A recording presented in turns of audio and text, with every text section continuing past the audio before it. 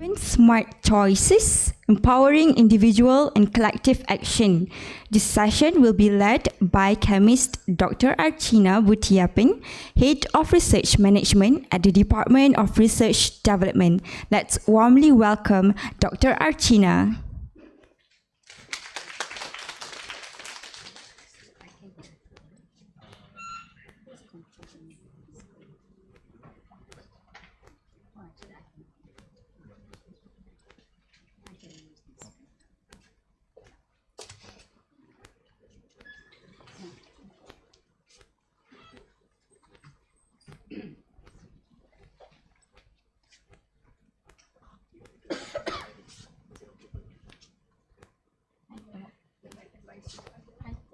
Good, right? It's good. You want to switch on the light also can. Yeah, try and see.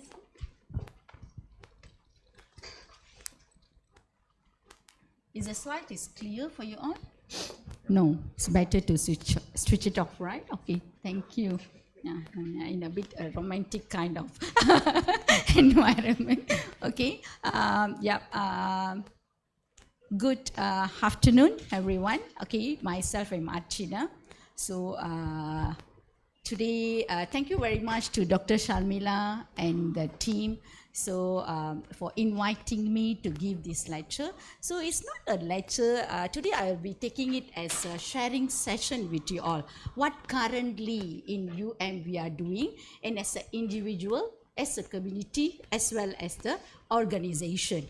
Okay, so today my topic is on the carbon smart choices, empowering individuals and collective action, a step towards a greener tomorrow. Okay, so yeah, this is a little bit about myself. Okay, as y'all can see here, I think my name is a bit unique here. So yeah, but I'm Malaysian. Okay, I'm Malaysian. So chemist in front there is because my first degree in chemistry. And then I'm in UM for about 13 years now. Okay, so I did my PhD in environmental engineering, focusing on health, safety and environment, on wastewater treatment. Okay, so since then, now currently I'm under the Department of Science and Technology Studies as a senior lecturer. And 6 months back, I was appointed as a coordinator for Universiti Malaya Zero Waste Center. Okay, so as you all can see, if let's see, it's a Damansara gate, right? So near the Damansara gate, so we have our own site for the what we call management of waste, which is handled by our estate management. So above the estate management, then you can see the big buildings. It's a very new building, brand new building. We yet to launch as well. It's called Universiti Malaya Zero Waste Center. So we are planning to schedule to launch in August. Okay, and I'm also leading the Research Management Center for undergraduate and postgraduate studies. Recently, the Universiti Malaya Undergraduate Research Festival is like under the department with the collaboration of our TNC academic. So actually, I just want to share with you all like this 3 days event, right? Actually, when we go through the students project, we receive about 2,600 project, you know. When we look into the project, most of the projects are very much related to sustainability. And the student actually pinpointed on the SDG goal in most of the research. So actually it's very happy to see that, because the current generation is focusing on sustainability. However, because I watched the lecture by Dr. Ijazia as well as Dr. Fong, right? So when the concern here is now is what currently UM is doing to actually enhance the literacy among our students about sustainability. Okay, so maybe I can share a few things based on what currently UMZWC doing, which is under the portfolio of strategic unit at Universiti Malaya under SDC. I think Afwan is there. Okay, okay. So let me go through. So my research area, actually, today's topic is very close to my heart because when I finished my PhD in 2016, so I did on wastewater treatment. At the time, I used chemicals to treat the wastewater, but then we use a lesser chemical perspective. But then after I finished, I started to look in 2017. If you all rightly recall, I think we started to talk about CCUS and greenhouse gas emission, and then most of the projects are related with global warming and carbon dioxide capture and storage. So at the time, so we have started, my team, we have started to propose a project on capturing the carbon dioxide using the sustainable material. So normally in industry, they use chemicals to capture the carbon dioxide. Okay, how is it related with our current topic? Yeah, everything is interrelated, I would say. Where, so at the time, we say like, the material that we are using are mostly from non-renewable resources. So most of the materials are non-renewable resources. That's the reason. At the same time, we are producing huge amount of waste. Huge amount of waste without we realizing. If rightly recall, if anyone knows, the per capita of carbon footprint released by an individual, okay, average globally is about 16 kg carbon dioxide, equal to 16 metric tons of carbon dioxide equivalent. 16. Okay, but I think US has the highest, and Malaysia also equally about 10 metric tons. Each of us actually producing 10 metric tons of carbon dioxide equivalent, which is actually, if we check, if let's say we count all the amount of the waste that produced by each of us, we can fill up our KLCC, right, the tower, within a month. That much of waste that we are producing. You all can counter check in the Google, because normally is about per day is about 17,000 metric tons. So today sometimes we don't see it, like when it is like a small amount. Oh, I'm only producing 1 kg. It doesn't make a difference, right? Actually 1 kg waste only. But then if 1 kg per person, and in Malaysia we have 33 million or 33 billion, can you all imagine per day how much of waste we are producing as an individual? Okay, so that is, today we wanted to focus on how we can actually tackle that. Okay, can you all see the picture here? Is it clear? Yeah. Okay, what's your first reaction to this photo? How you feel? Anyone? Huh? Serene, okay, yes. Yep. How you feel? Clean, yes. Yeah. Anyone from here? Yes, how you feel when you see this? Anything, what's come to your mind when you see it? Wow. If I say this, I'm like, wow, I'm happy because I'm a highland person. It's very green, yes. You feel cold. When you see it, you feel cold. How? Yes, Prof.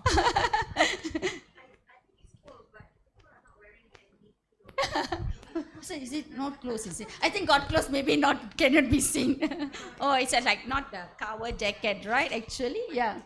Yeah. So how you feel? So you feel happy, right? Actually, when we see this, what are the items that you can see? Like me, if let's say you are in the field, mostly what we will see is, oh, it's a very green concept, maybe.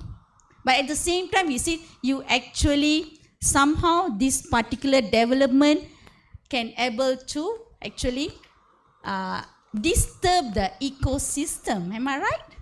It can also disturb the ecosystem, right, actually? Because you build a building over there.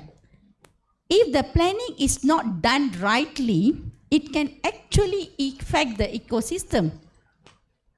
Okay, so at the same time they use, what I can see is at the same time they use some glasses, the window glasses, right? So they are actually also having a concept of sustainability here. But the waste that being generated, maybe that is some kind of, I think this is a very similar concept at Cameron Highland. If you all, I see many foreigner here.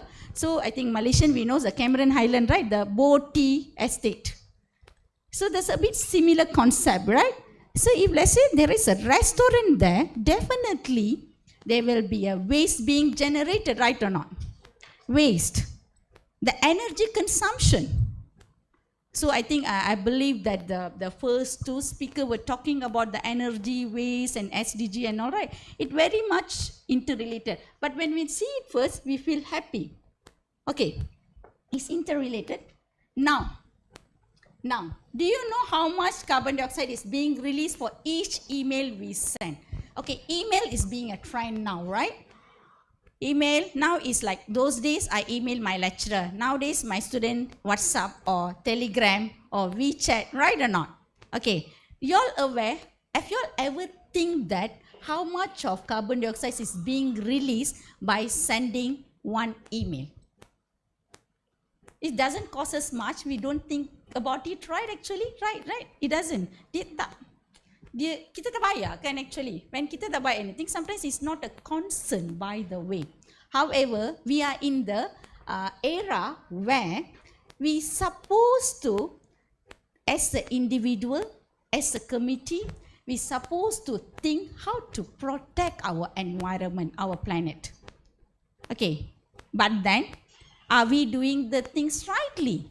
But then I'm very sure as a researcher, sometimes, most of the time now, if each of you is attending here, I'm very sure you're concerned about the environment, you're concerned about the planet, that's why we are here. One single person can make the difference. For example, my student, you'll email, write one email. Hi, how are you? Okay, then they reply, I'm fine, thank you. Then again, so what are you doing?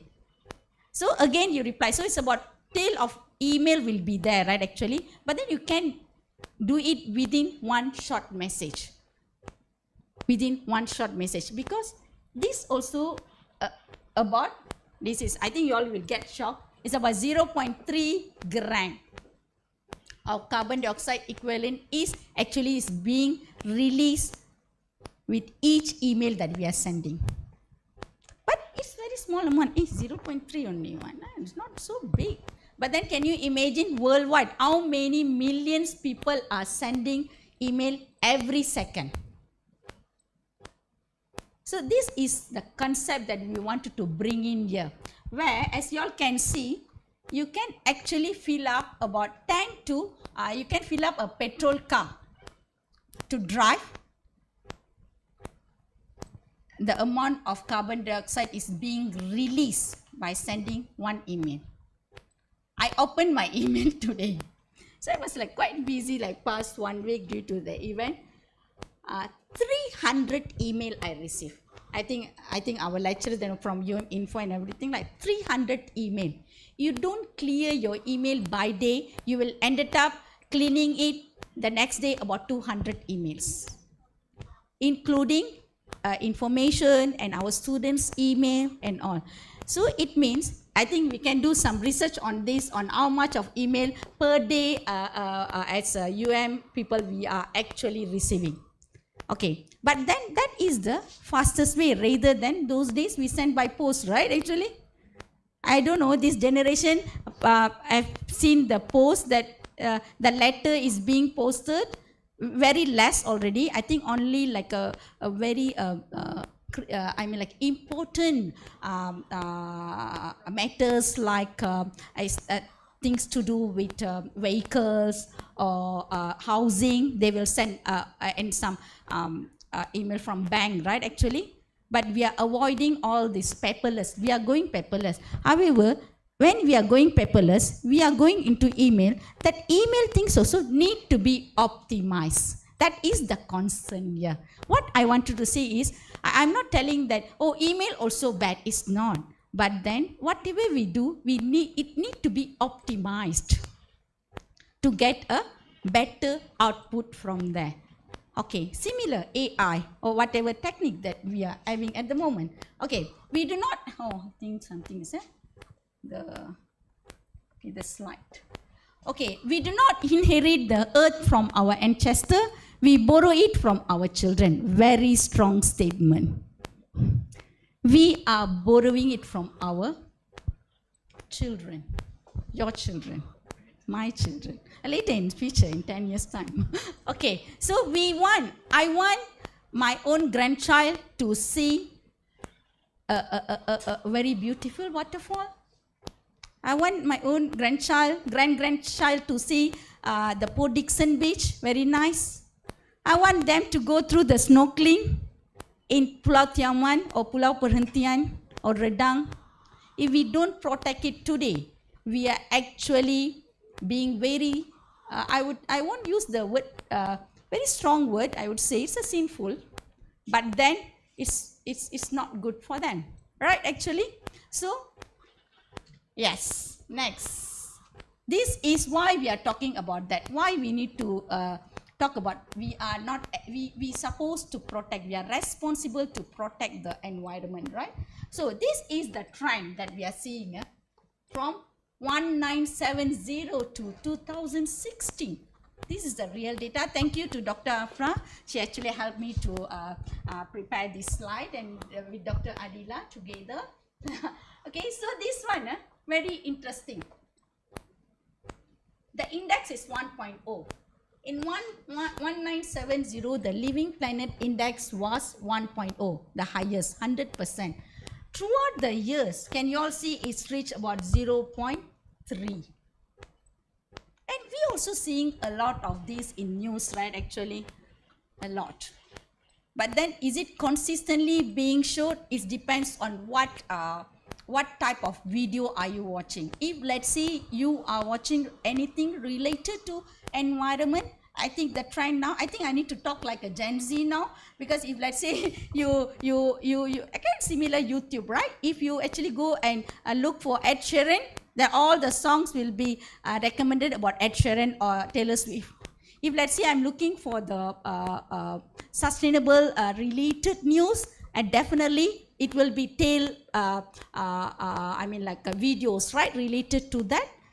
Okay, but if let's see, that's the situation. As you all can see, very pretty, we are seeing them in the zoo, but then the fact is this. In soon, this is what will happen. As you all can see here. In certain part of, this is a real pictures, guys, no AI. This is a real picture. So this is what currently, because of the global warming effect. Okay, as we all aware. It's sad, right? Don't be sad, actually. We'll I think when we see that, at first when we see the picture, we feel very happy, right or not? The excitement kicked in. So, but then when we see this, we get a bit sad. That's something that need to be appreciated, because we are feeling sad for the environment. Okay, so this is coral reef. This is a concern at the moment, where in COP39 also they have spoke about it. They are going into sustainability. The marine plastic pollution is a topic at the moment. When we say marine plastic pollution or microplastic pollution, right, it doesn't happen because of a microplastic. It is actually a tail reaction from the waste that being thrown into the beach, or it is actually carried out from the land to the ocean, and eventually it become microplastic. And some cosmetic product also, they have a microplastic, right? That is two types of microplastic here actually. One is the microplastic itself from the cosmetic, and another thing is the plastic that we are using, sorry to say this, like a plastic bottles, right? Actually the plastic bottle. That's why UMSDC already come out with the policy where in official event we are not allowed to use plastic bottle. It's already a policy which is implemented this year, right, HFI? Last year, yeah. Okay, so this is, okay, what this talk about, what we are going to talk today. The climate crisis affect health, yeah, definitely.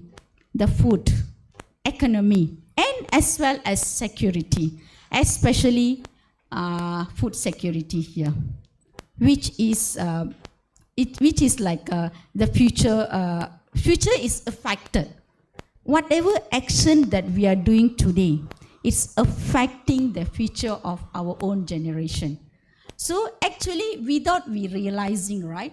Actually, our daily routine, I would say, our daily routine actually contributing to the global emission.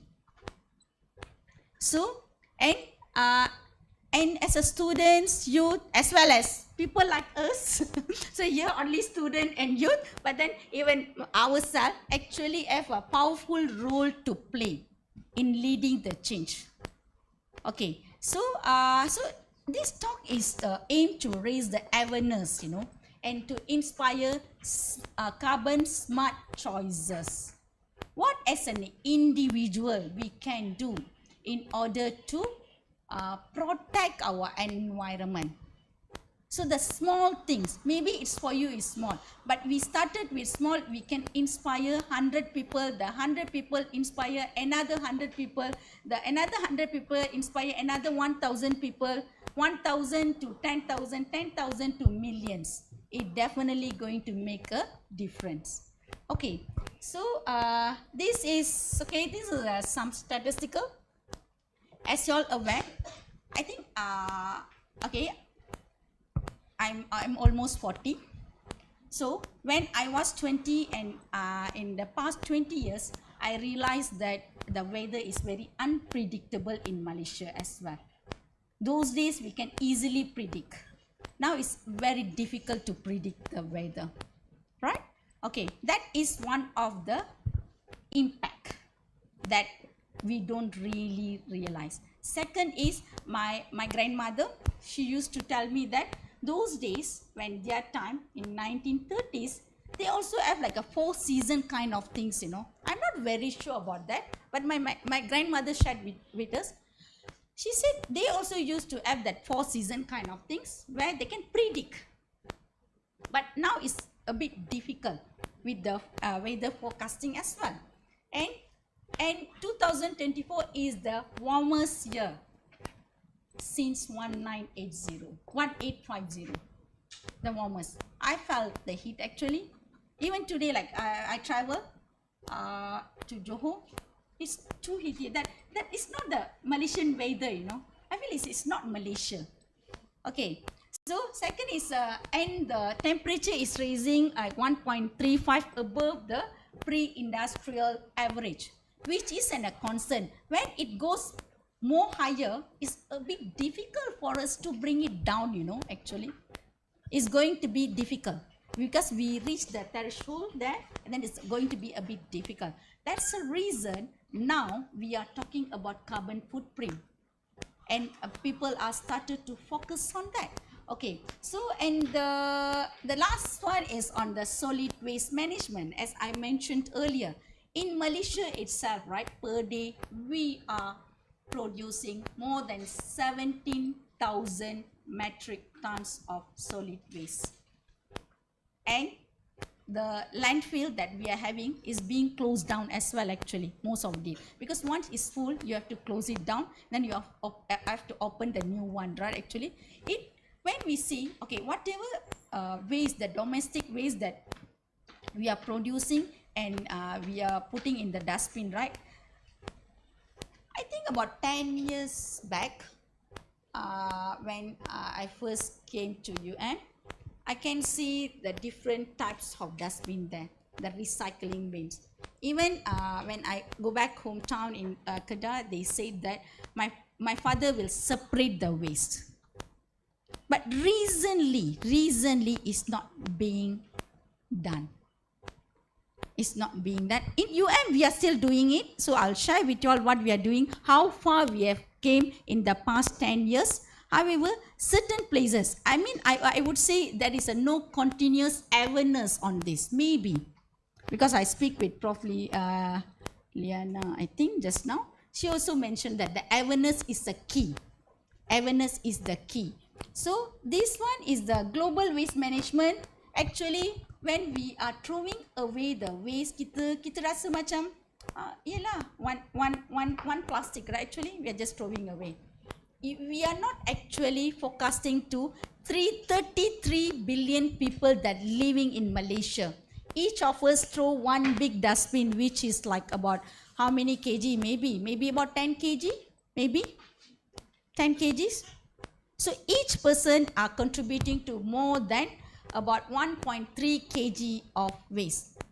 Actually, the waste is the food waste, the leftover, and then the energy, whatever that you are charging your phone actually, right? That also energy consumption. You can charge the phone for only 2 hours. However, what are you doing? Maybe you are charging more than 2 hours. You just let it on there. Even it's full, you won't plug it out. You won't switch it off, right? I does that also sometimes. Unintentionally, right? We are doing that actually. But then these things actually also a cost factor. It's a cost factor. We are not paying it, so we don't feel it.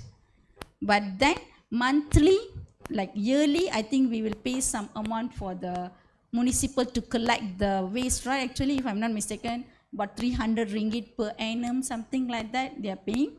So this is the scenario now. The statistic, as you all can see. So I don't want to go very theoretical here. So the statistic of climate crisis is now is 52% above the pre-industrial level. Okay, as you all can see here. And it also 1.5 carbon budget runs out in 6 years. So we are talking about carbon trade, we are talking about carbon credit, we are talking about carbon tax. Right? Actually, so Malaysia is actually going to introduce carbon tax in 2026. Soon, very soon. So that's why most of the industry that I'm working with, few of the industry, they already they announced that they are going to have carbon tax, they immediately have the department for them. You know, for each like a oil and gas and like a power plants. So they already have the a specific unit for this sustainability, that they're looking at the carbon emission. Because one in Singapore as an example, so 1 tons of carbon dioxide, we have to pay about $5. 1 ton. So maybe 1 ton only $5 is not. Industry produce millions of carbon dioxide, million tons of carbon dioxide actually. So in case they are not reducing it, they have to they will ended up paying millions to the government for the carbon tax. That's why when other day Bank Negara came in, so they actually put this as a concern as well. But then the industry, since it's involved money, they already take, that's why a lot of like initiative is already there. Like carbon dioxide capture, CCUS, and they already, I think Petronas is already developing a plant on CCUS, and it's for the oil and gas. But currently, I think in Universiti Malaya, many of the researchers are working on CCUS as well, where the government is supporting the initiative, they are funding the project for CCUS initiative, even in UM. Okay, so these are some of the information. About 37.4 billion tons of carbon dioxide is being released, burning the fossil fuel, which we don't realize. Because we are using still the non-renewable energy. Non-renewable energy, so we have to look into the life cycle analysis perspective. I think the next lecture, Dr. Shasnizam will actually bring you through that. Okay, so reflection 2. What is carbon footprint? So anyone here, carbon footprint? What is carbon footprint for you? Yes. Yes, yeah. No, it's okay. It's no right or wrong answer here. What do you understand by carbon footprint?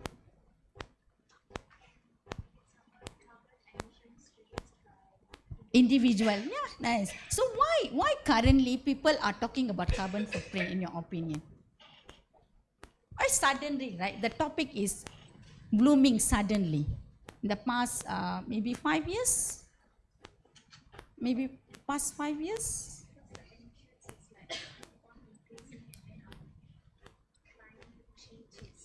Is there, so we feel it, right? Especially with the social media. I think those days everything is being actually uploaded in social media, right? Actually, you are from China, you're from India, you're from Africa or US, UK, Maldives, or wherever you are from, you are accessible to each and every data in the net. So you know what is happening in Malaysia. For example, like few days back, there is like the boat sink in the highland, right? One of the highland, right? My friend from overseas, actually, she's in Perth, and she texted me and asked, actually, that particular incident is my friend family. The one that involved is my best friend's family. The daughter that they lost is my friend. So, but then the news just reached split of the second. So currently, yeah, there is an issue those days, right, Dr. Just like all this carbon footprint, when we were young, still we do karangan essay on this global warming. We are not that old, but then still, yeah, we does all this karangan those days. I think whoever here they knows. But then it's not that hype. Now it's become hype because of the impact that it's bringing and the reach to each. And even my 5-year-old niece, she knows about SDG. My student's daughter, I think 4 years old, she can tell all the SDG 1 up to SDG 12. Yeah, in schools, right? Right, Afra? Yeah. Her daughter is like, can tell, and then she can even question us, why Dr. Arch is talking about SDG 12? Or something like that. So that is, okay. So I think, yeah, understanding rightly, as our friend here said, carbon footprint is the total greenhouse gas emission caused directly or indirectly by an individual.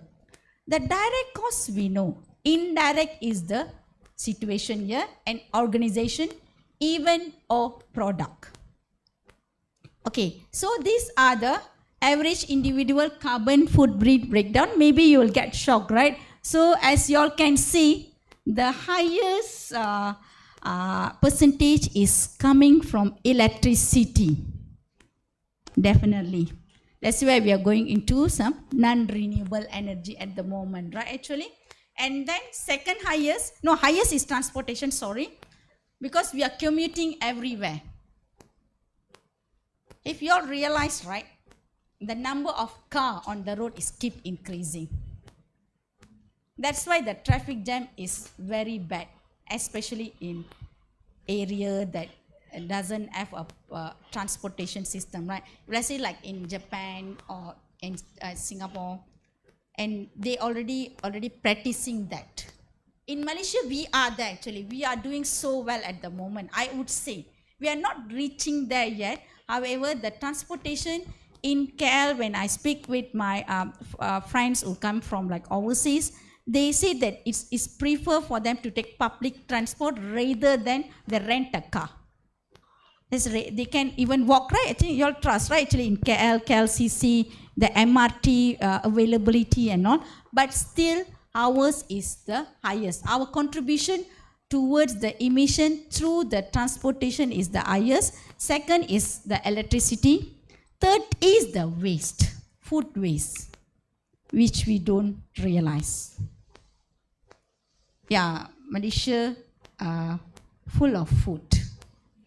We love food because yeah, we have different types of food. We can get access to Malay, Chinese, Indian, Western, what food you want, you just name it. Any food. You are from Arab, you can go to Bukit Bintang, this place, you can get the authentic Arab food. If let's say you are from Indonesia, you can go to this particular, because we Malaysian love food. Yeah. So, however, this is one of the contributor because the wastage also high. The food wastage also high. So, I think I don't want to go more on that. So how the carbon footprint is measured? So this is more technical. So we will measure the total GHG emission from your activities and lifestyle, measure in kg or tons of carbon dioxide equivalent. This is one of my research area, by the way. I just want to give that what we call I want to introduce carbon footprint to you all. Introducing. So this one you can actually calculate your carbon footprint using the link that given. This link can be, I think, is it connected to internet? Yes. Oh, okay. So maybe we can go through this. So the GHG is actually including carbon dioxide, methane, NOx, and fluorochlorinated emission. Okay. Yeah. Can we? So this is actually we can actually calculate our carbon footprint. So this is from UK. So this is how big is your environmental footprint. Okay. So you can do this. How would you best describe your diet? So maybe someone, so who is, okay, since Vikram is here, maybe we can calculate your carbon footprint. Meat in every meal, okay. In a week, how much do you spend on food from restaurant, canteen, and takeaway? 1 to 10 euros. 1 to 10, okay. So of the food you buy, how much is wasted and thrown away? I don't like to waste food. Okay, none. Okay. How often do you buy locally produced food? Oh yeah, that's very common. So this one actually we perspective of Malaysia, yeah, very often. A lot of food I buy locally. Next is what kind of vehicle do you travel? Car. Okay. Which of these best describe the vehicle you use? Mine is small petrol diesel. Small petrol and diesel car. Okay. Later we will share the notes. You all can actually check. So these are the way of calculating our own footprint. How many hours do you spend in your car? But the target is per day or Per day. per day? Under 2 hours. Under 2 hours. You're staying nearby. Yes. How many hours a week do you spend on train or personal use, including commuting? I don't travel. See, I know any. Okay. How many hours a week do you spend on the bus? No. Okay.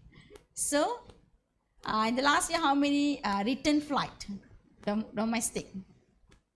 That's quite a lot. This one I think we ignore because this UK one, right?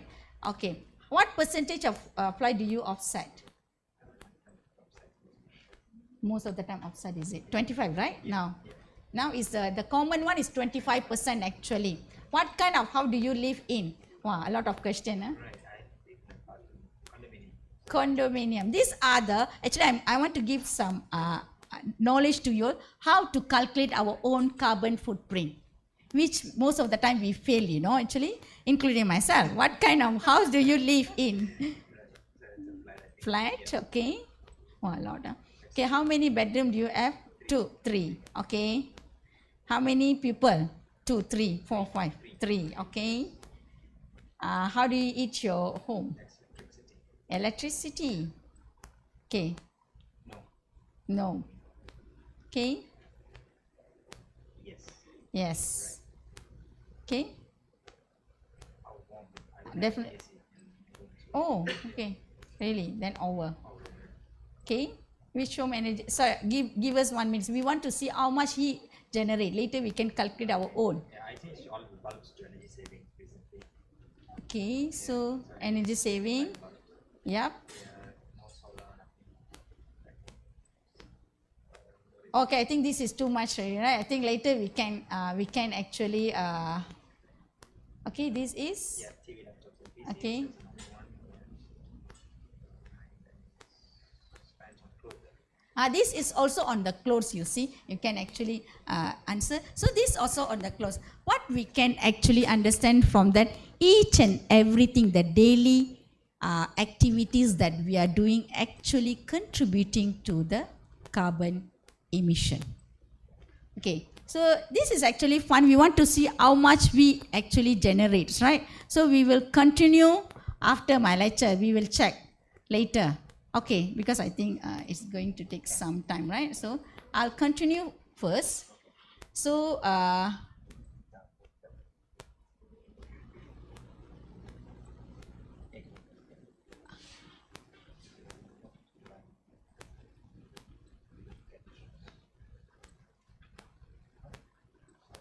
okay, I think it's a Malaysian average actually, 10.1. 10.4 tons. Malaysian produce about 10.2 tons of carbon dioxide. So I think our statistic doesn't lie. Okay, thank you. So yeah, moving on to this.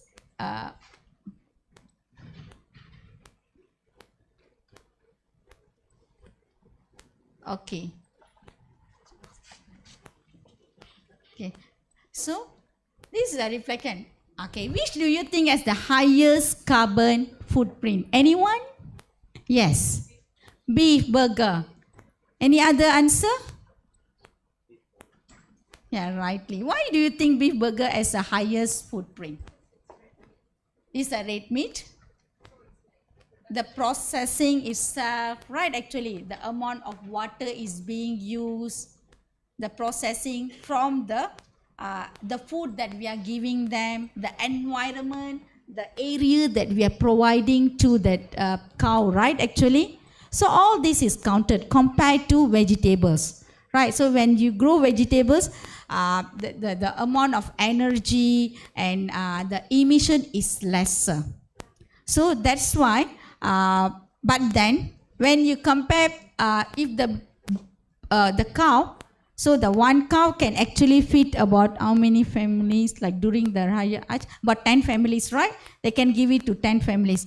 However, chicken, one chicken can only feed to 1 or 2 to 3 people in the family. So it depends on the quantity as well. We cannot take it very general. There are a lot of calculation is involved, a lot of perspective to look into. Okay, so rightly, thank you, Miss. Okay, reflection form. Have you ever considered which of your daily habits cause the most pollution? Yes. Anyone? Yes. From behind there? Yeah. Which activity caused the highest pollution? Dashini is here. Dashini. Yeah. See, that's. When you are in my class, then I know your name, that's bad lah. So yeah, yes.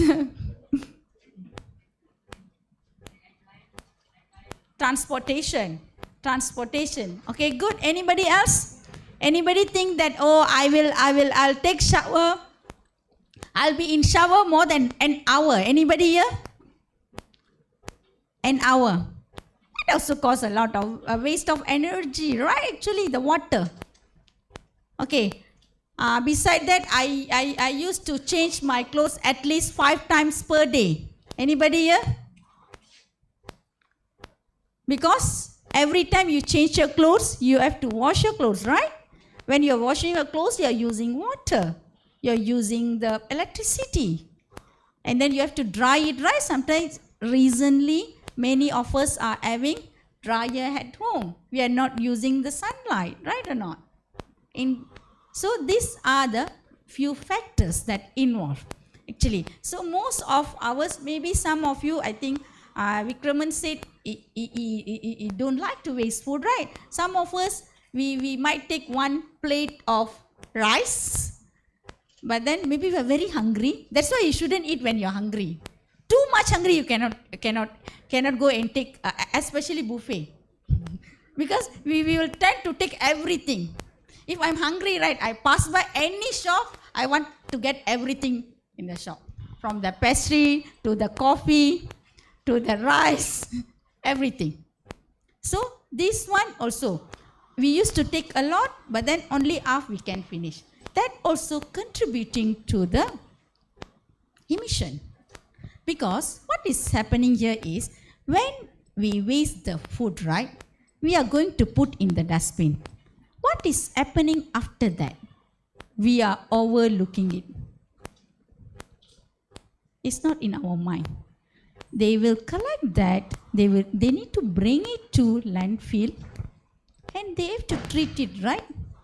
The transportation is cost, right?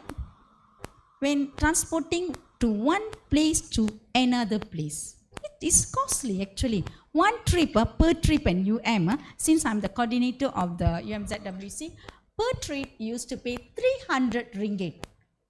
And we have to make minimum of 4 trips. The amount of waste being generated in our campus. Who is generating the waste? It's not the cat, or it's not the dog, it's not anybody else. It's us, right or not? We cannot blame it on the cat. Cat actually eating our leftover. Nay, come, eat, meow, meow. Okay, good. But then it's not. It's us. Then we are talking about, why it's too heaty lah. Panas sangat lah, lama. Panas sangat lah. That's who is telling. We are telling panas. Who is contributing to this temperature rise? It's us. Right or not? That's why after I became UMZWC coordinator, I cannot waste food. I will take very little. That guilty things will spike in me. You can ask my students. Sometimes I used to waste a lot of food those days. Not waste, I cannot finish. That is my habit since small. But then after I took the responsibility, right? I think it's my responsibility. I must be the example for others. So that's when I would say the waste, food waste is the one of the highest in our campus actually at the moment. Okay.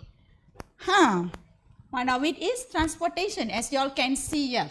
What makes up your carbon footprint, and where does most of the emission comes from? Yes. Yeah. Why we are going into this public transportation? Okay, for example, train. As you all can see here, the lowest is the bus.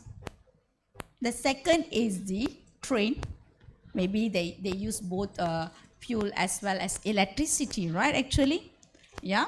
And the highest will be the flight, because our flight currently using the non-renewable energy, the fossil fuel.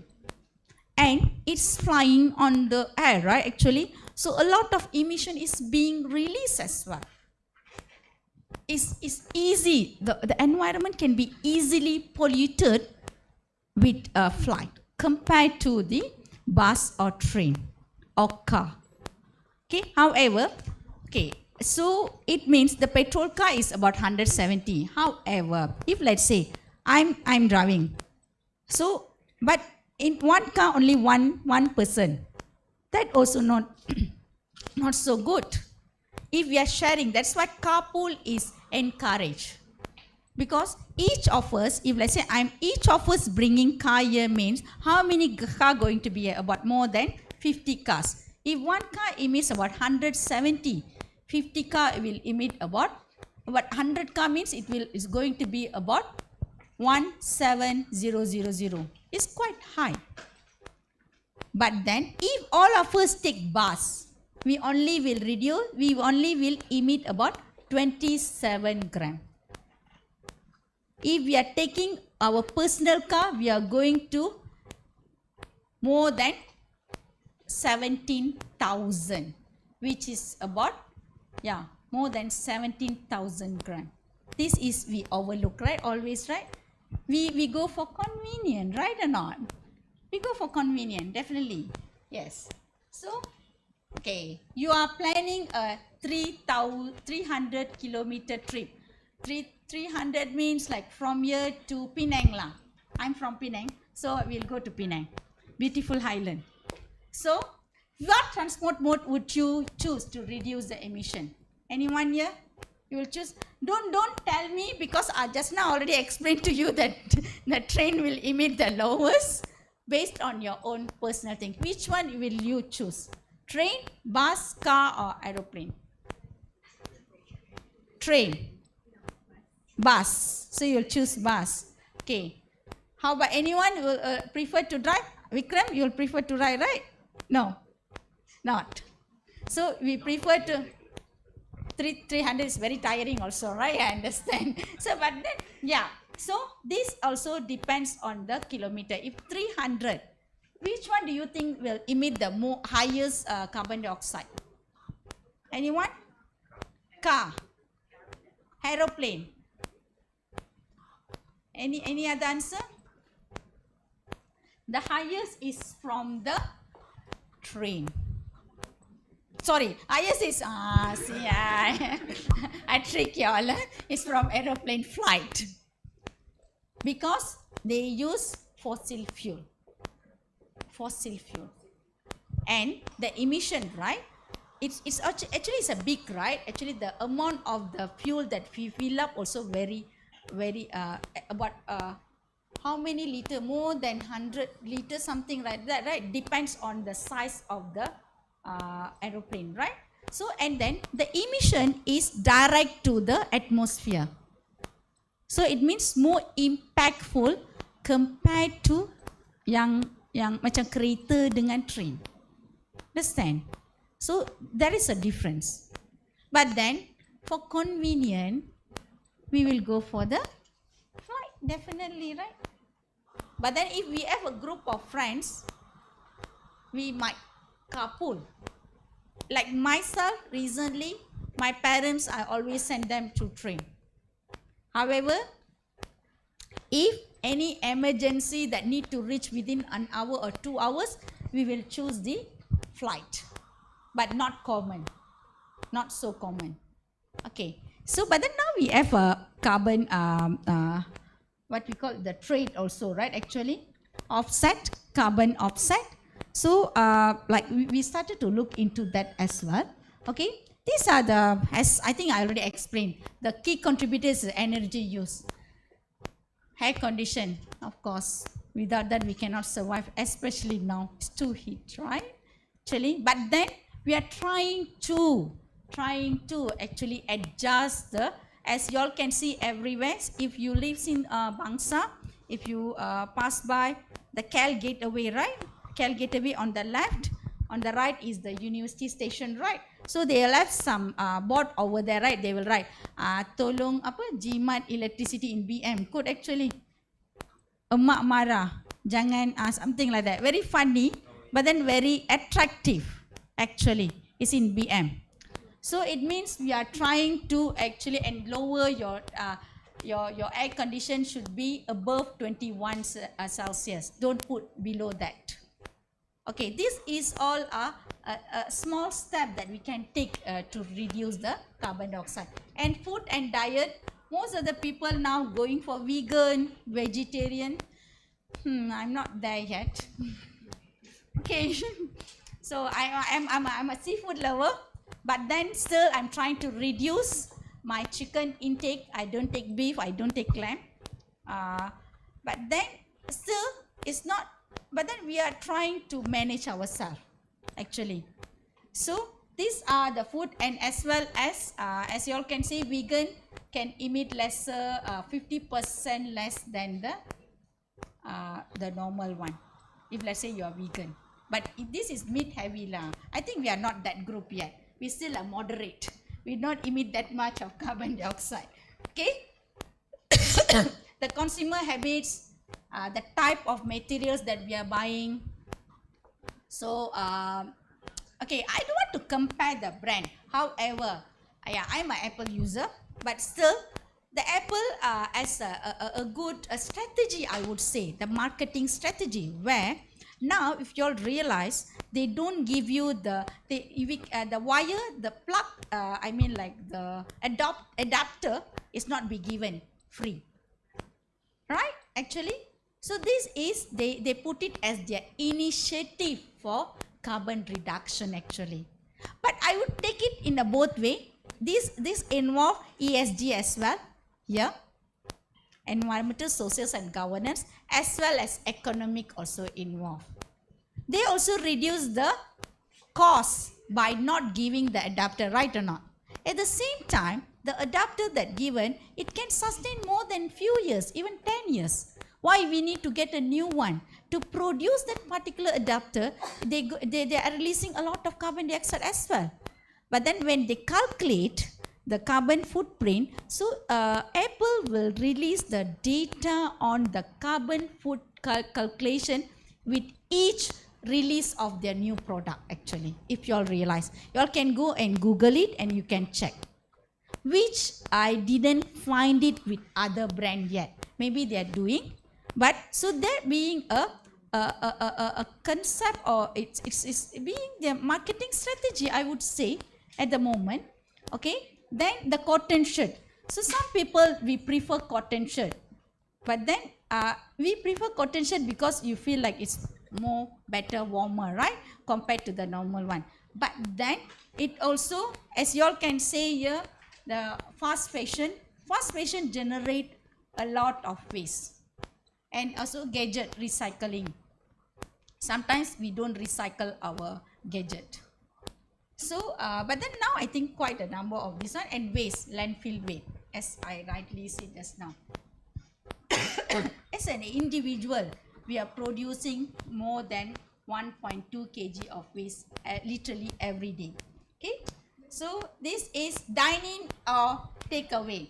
Which has the higher carbon footprint?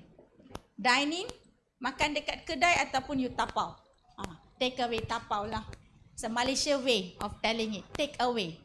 So may I know, who prefer tapau? Who prefer tapau? Who prefer dine-in? Dine-in, dine-in.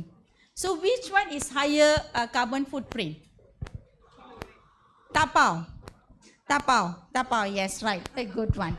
So I don't have a gift today, later I try. Okay, what are the carbon smart choices here? Okay, we are going into our real subject matter today. Just now I introduced what currently we are doing, what is lacking, how we can improvise. So these are carbon smart choices. What is carbon smart choices? Are everyday decisions that reduce your personal carbon footprint by mindful, measurable and impactful. Mindful when we are buying something or we are using. Buying, for example, we are mindful when we are stepping out from the house. We know that we are going to go, we are going to have a long day ahead. The first thing that you're supposed to do is bring a water bottle with you, right? That is mindful. If you don't bring water bottle, you will end up buying a mineral water from outside, right or not?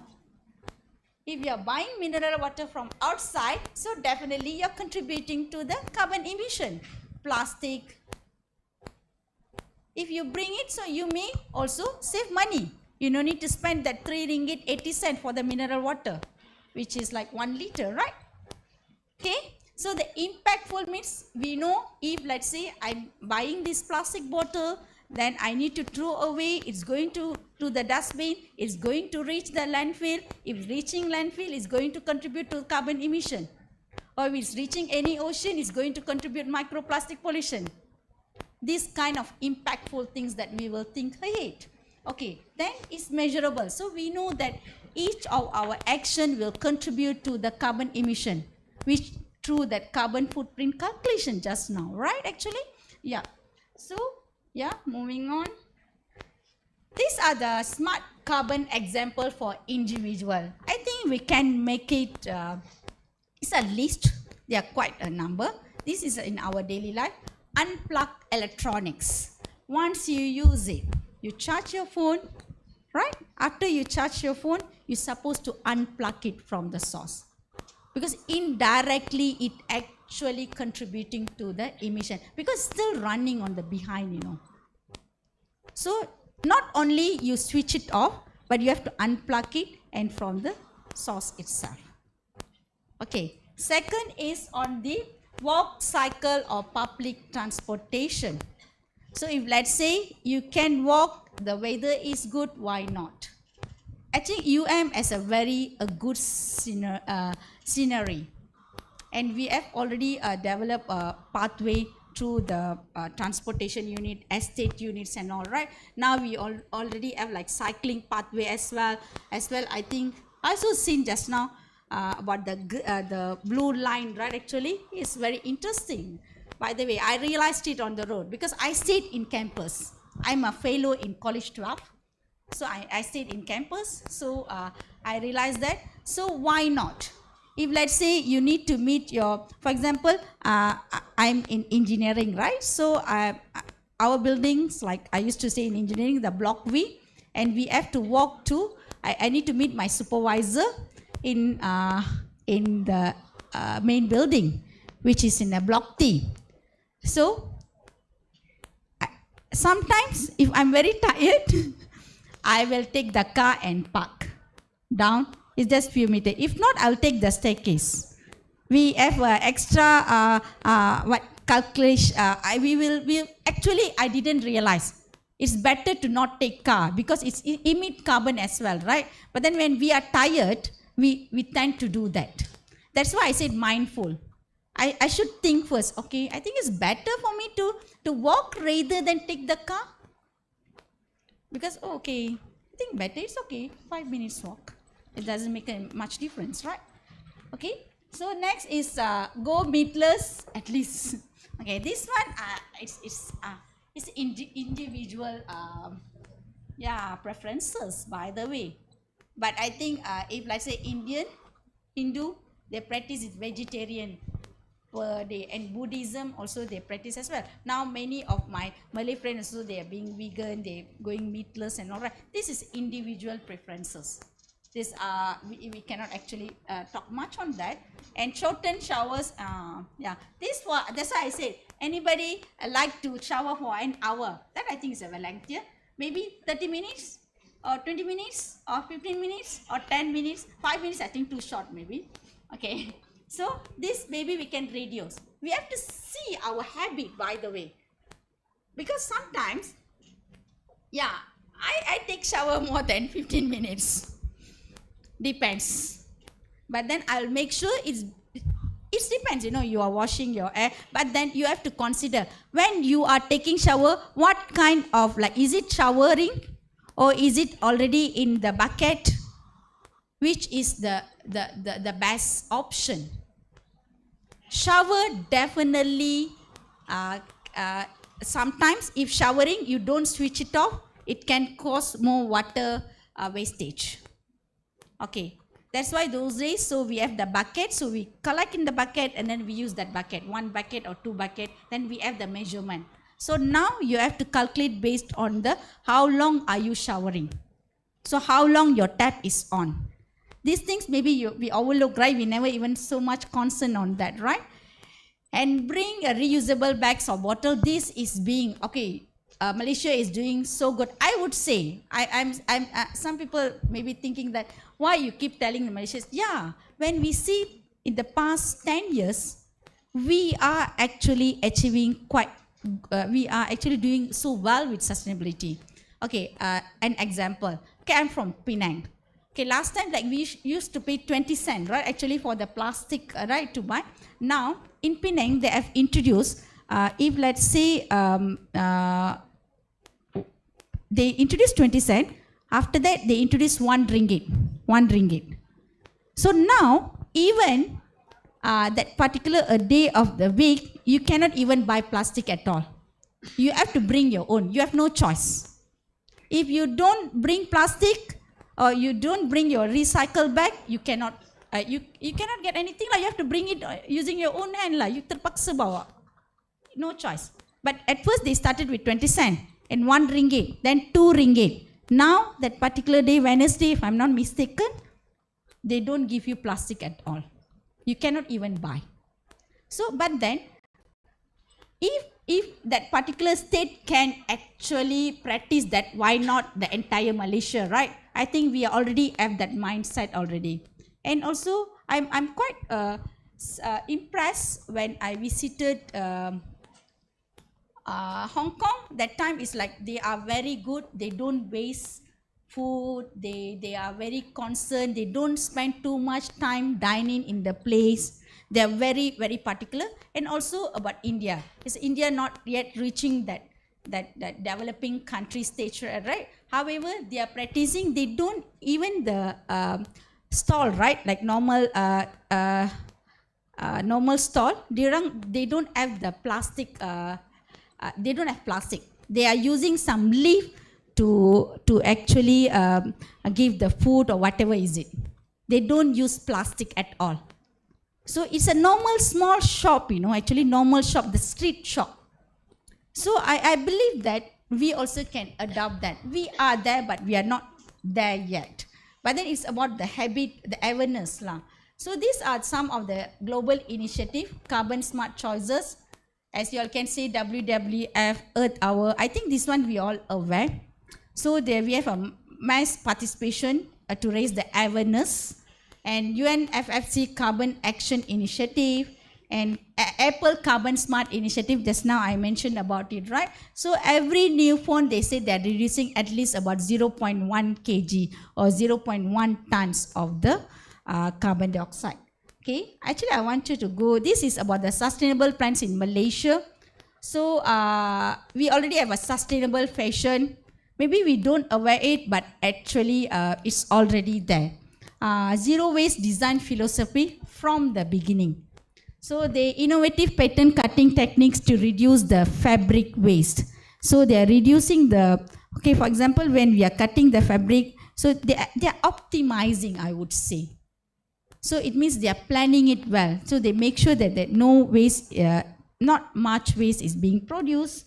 And then these are some of the things I can share with you all later. The BGBG initiative, upcycle product and circular economic concept, we already there. Not only theoretically, but then they are already started to educate their communities on the waste to resource models. And we are focusing on circular economy. This is the sustainable plans in Malaysia, like moving on the high bulk foods.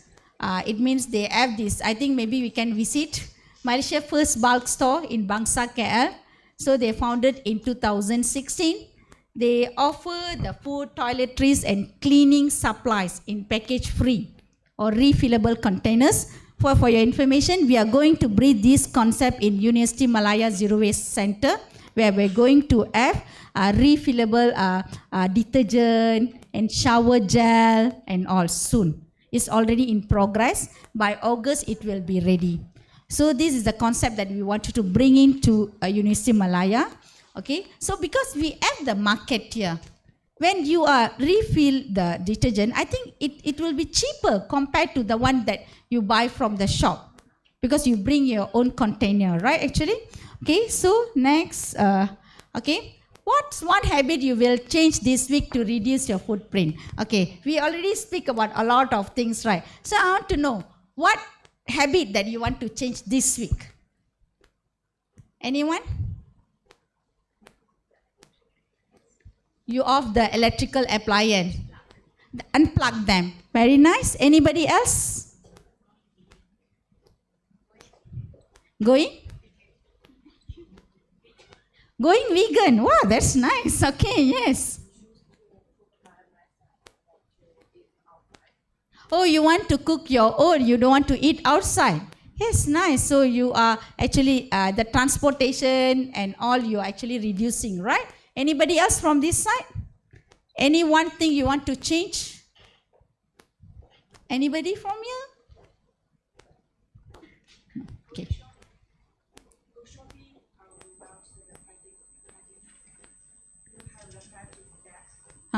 Oh yeah, so you want to bring your own recycle bag when you go shopping or grocery. Nice, nice, thank you. So yeah. So these are some of our research that currently we are doing in Universiti Malaya, as well as in our team. So actually we are focusing, we understand sometimes these waste can be reduced or minimized. You wanted to avoid them is a bit difficult. These are three terms here. You can reduce the waste, you can minimize the waste, but then you wanted to avoid the waste is a bit difficult at the moment. So what we can do is how we can actually maximize the use of the waste that being produced by us. So that's why the concept of waste to value added products here.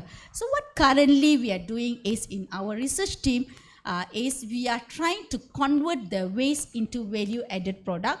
So what we are doing is like the waste, right? The coconut waste or the food waste or peel can be converted into activated carbon actually. The activated carbon is the char that, because in any water filtration system, right? The one layer is the activated carbon. So actually it's important. So it will help to actually absorb the pollutants. So this currently we are doing. And next is like we also actually in we are already doing that food and garden waste compost. I'll share with you all what currently we are doing. These are the few initiatives. By doing this, we are diverting the waste from reaching the landfill. Okay, so these are, and also our group also focus on organic waste to energy, where we are using the waste to capture the carbon dioxide, which is a hot topic in Malaysia now. Other day, I think about 2 months back, actually we've been called to MOSTI to present the Universiti Malaya initiative to combat the carbon dioxide emission. So we have presented, so especially in the chemical plants and the energy plants. Okay, so I don't want to go very detailed. This is the collective action, the campus initiative. What currently we are doing in together with UMSDC here, we have some representative from them. So actually UMSDC is working out on reducing the carbon footprint. We also coming out with the zero carbon concept and blueprint soon. Is already in progress at the moment. It will be released at the same time. So these are few of the initiatives that being done. So this particular project is being offered grant. So we are trying to convert the waste, especially the garden waste. Okay, so the amount of garden waste that being produced in campus itself is actually quite high. So at the moment, we are trying to divert it from the landfill. So what we can do is, at the moment, we are actually mixing them with the food waste for the compost. So we are going a bit higher on this with the help from estate unit. Actually, this work is support with the estate management, GHB. So where we are trying to create our own compost with enhanced efficiency.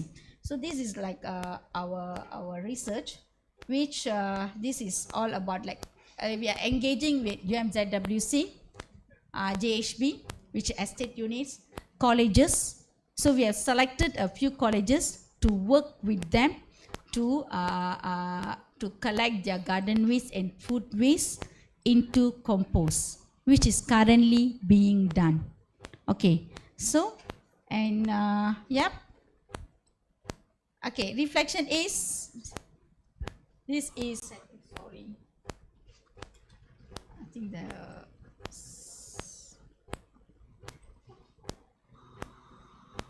so raise. Okay, if you have done this before in this week, carried your own bottle, you have done carried your own bottle in the past week. Oh, that's nice. Okay, walked or biked rather than take car. Walk to the lecture hall. Walked. Okay, nice. Avoid plastic. This one I want to say. Avoid plastic. Avoid plastic. Oh, okay, quite a number. That's good. Okay, used a fan rather than aircon. Okay, so yeah, nice. Okay, then meatless. Meatless. Ni kurang sangat ni. Okay, meatless. Okay, so I think we already know, right? That's a habit. Thank you very much. So this is, I think at the end, we pause and reflect. Oh yeah, I'm doing this. I'm not doing that. The best that I can do here is, if you ask me, the first, second, and third. The fourth, maybe we can try. The fifth is a bit difficult. It will take time, but that is doable. Okay, so what's one guilty pleasure that probably increase your carbon footprint? Eat meat. Okay, nice. So who else? you know, yeah, it's going to increase my carbon footprint, but still I does that. It's okay. I can't avoid that. Makan can actually. Or aircon. Anybody here? Aircon, yes. Who else? Who else? Maybe food waste. Wastage of food. Yes. Okay. I mean, like, you can actually walk to that particular place, but then you tend to take car. No. Yeah. Okay, so there are few, right? Okay, nice. Okay, so moving on. So these are example of our green campus. Yeah. Carbon Smart Initiative. Okay, I think you all can see that for all the event, we are already providing the food waste bin actually. The waste is being collected. But you have to request to UMZWC, you just need to write email to them. We will provide with the help from GHP. So we already have our composting waste. So we already banned single-use plastic on campus. It's already there. Okay, so for example, in College 12, a certain cafeteria, if you wanted to tapao take away, you have to pay 50 cents extra. So, but nobody complained. So it means we already in that mindset, right or not? Actually, yeah. So these are the few of our initiatives. So most of the time, we are having this library recycling, and we are also having the buyback program. Yes, we normally will give awareness to outside university. Most of the time, many university, many organization will come and visit Universiti Malaya for our initiative on garden compost. And these are the pre-love and second-hand market. Later, once this is launched, please come and visit UMZWC. We already have that zero waste shop there. If in case you have any business that you are recycling, and then you can approach us to actually showcase your items in Universiti Malaya Zero Waste. This is student to student. So we want to encourage as well as the staff. Okay. We also have monthly recycling and buyback program. Okay. So then, congratulations to Universiti Malaya. So this time we have 25th place, right? Fun is there, yeah. So we climbed up like from 63 last year to 25th place this year, actually. So yeah, it's a great initiative.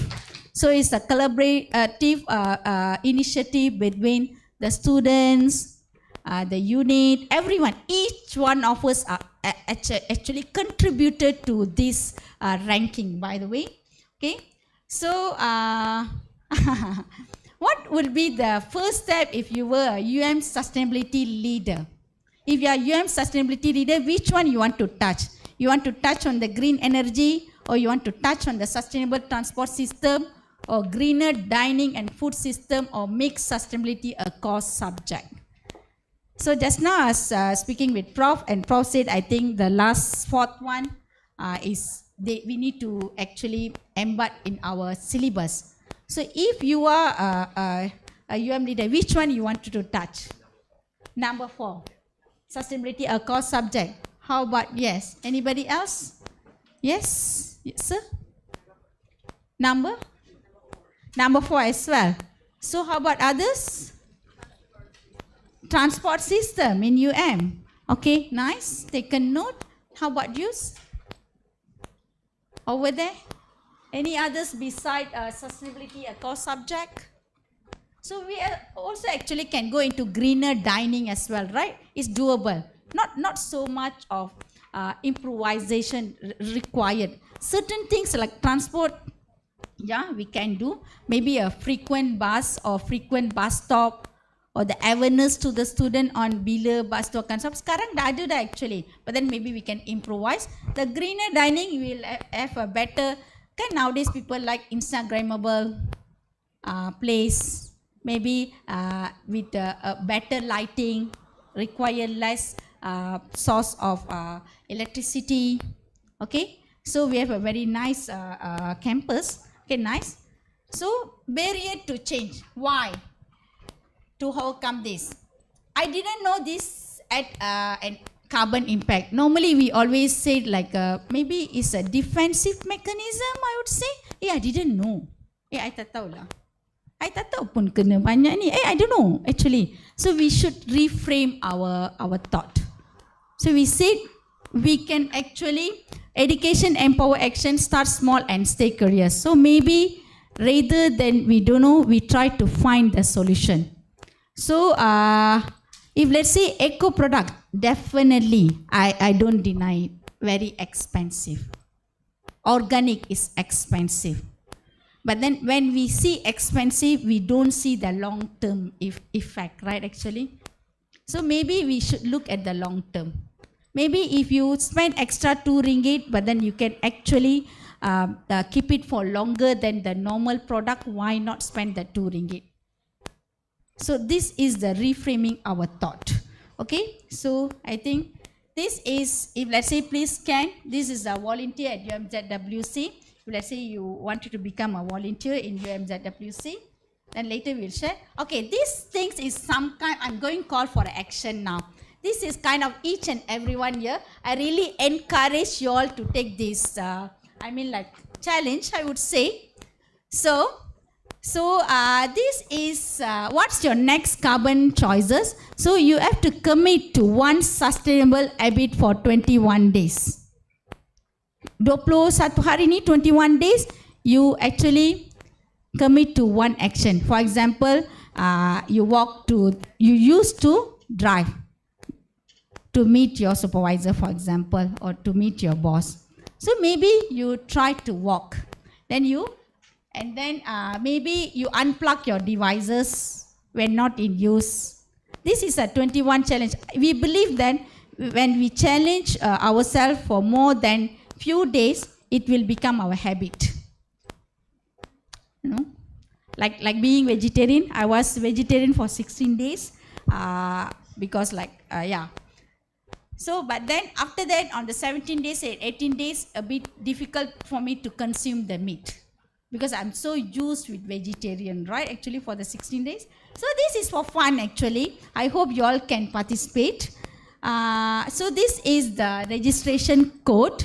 So maybe you all can scan it. And we are going to actually contact each one of you. Then if we are trying to give some rewards as well. So just a pilot study that we wanted to see how does this thought really give impact to our committee. So this is the thing. So what you have to do is very simple. If you have Instagram or any even WeChat or TikTok or Facebook, we will reshare your posts. Okay, so pick your carbon habit first. For example, you said reusable water bottle. You used to take plastic, but then now you're taking. Second is snap a photo of you with the bottle, and then you have to actually tag that day one. Then you just tag us zero waste campaign. So we wanted to, this is kind of a challenge. So fun, why not? So then, actually that's all from me. Thank you very much. Is there any question? So this is my research ID as well as, my research area. Thank you for giving me the chance to share a little bit about our campus as well as my own experience. Yep. Is there any questions that can answer? Okay. I think that's all. Thank you very much. Doctor, there is one question which came through. Is sustainability officer a big role in companies in Malaysia? If yes, how can I connect with them and be part of those teams? In Malaysia, is in it? Malaysia, they're asking for the CSO roles. How do we, probably how they want to reach there and how they can get in contact with them. Okay, so sustainability actually depends on the unit, So each industry, they have this sustainability unit. It comes under the unit, it's under the If in Malaysia, Department of Environment, actually we have these sustainability rules. But then it's not specific to 1 degree or something like that. So you can actually get some certificate on this, like a master in sustainability science, and then they have few other courses like OSHE and also NIOSH. All this is very much related. So when you're applying for a job, right? So when, if let's say in the CV, you should put actually what is your expertise. For example, you have experience, if rightly I recall, when my students, like, a few of them are sustainability officer, they are in a different unit, in government itself. So they are in they are also in the health safety officer, but then under the health safety unit, they have the sustainability unit.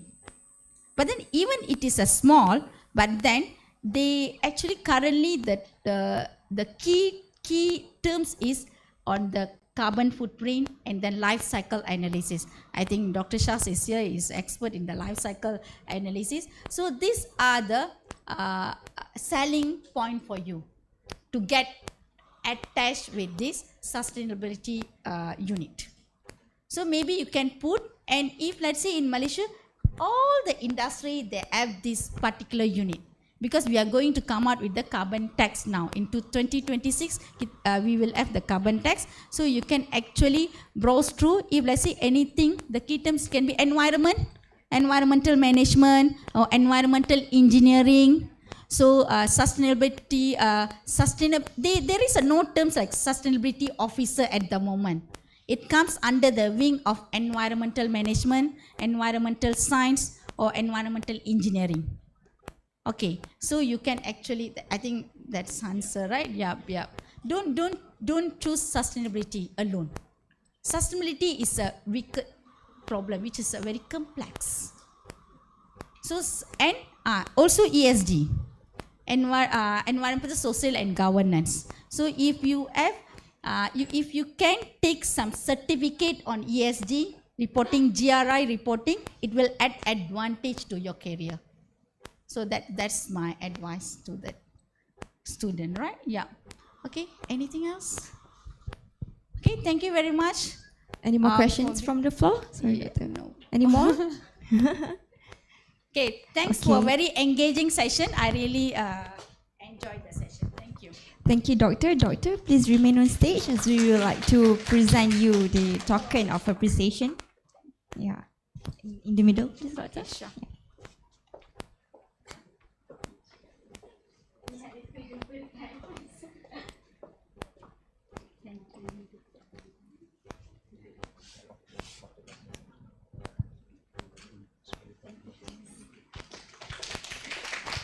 Thank you, Dr. Sarmila. Thank you, Dr. Archina, for your contribution. And now, on to our final session titled Beyond the Campus, Advocating for a Low-Carbon Future, presented by Geospatial Technologies, Dr. Sazmi Sino, Senior Lecturer from the Department of Civil Engineering, Faculty of Engineering. Please give a big hand to Dr. Saznizam.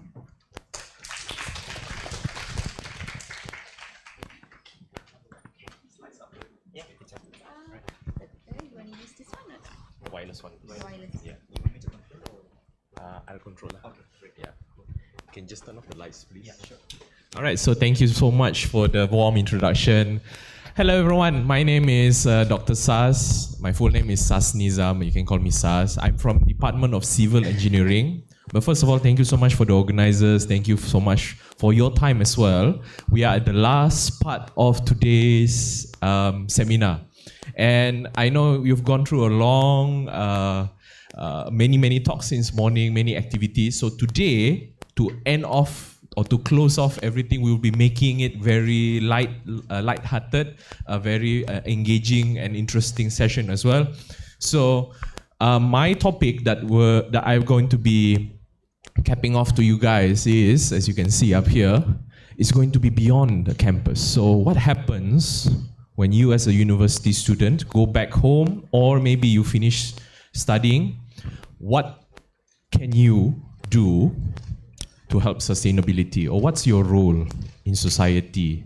Or the bigger picture, what can you do? So let's look at how we're going to be structuring this talk today. So the sequence of the talks today, we've looked at what actually is a carbon footprint, what are the innovations on campus, and also what carbon smart choices can you do, with Dr. Archina just mentioned before. And actually, to come back to the question about in companies nowadays, one important role now emerging in most companies is an environmental manager. So I did my master's in the UK. I did environmental management for 1.5 years. So in the UK, they are already very established with all of these environmental managers. So a lot of companies will have environmental managers. What they do is they make sure the company's policies and strategies align with the sustainability goals, and they're overall trying to make the company more sustainable. Here in Malaysia, we're just about to get that started, environmental management. So hopefully maybe one day, if you're looking for a company and you're looking for environmental stuff, you can approach or look for environmental management roles or environmental managers. So let's look at what today's talk is going to be about. We're going to be looking about the future, because this is the last talk, and we're looking at beyond the campus, which is the future. So what's going to happen after this? We're going to be looking at also what's going to happen if we don't do anything. You come to this talk, or not you guys, but everybody talks about sustainability on campus, and then we graduate, we go outside, and then we forget about all of these sustainability things that we talked about.